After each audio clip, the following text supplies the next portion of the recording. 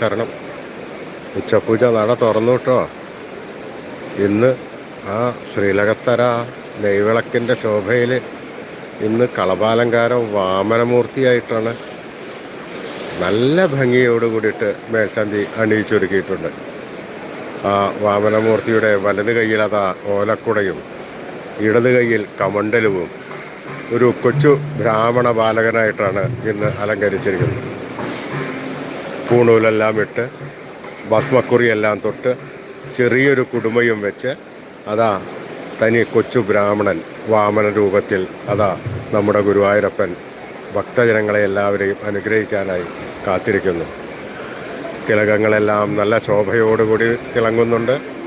തിരുമുടിമാലയും വനമാലകളും ചാർത്തിയിട്ടുണ്ട്. ആ വാമന രൂപം കണ്ട് ഭക്തജനങ്ങളെല്ലാവരും നമസ്കരിക്കുക, പ്രാർത്ഥിക്കുക.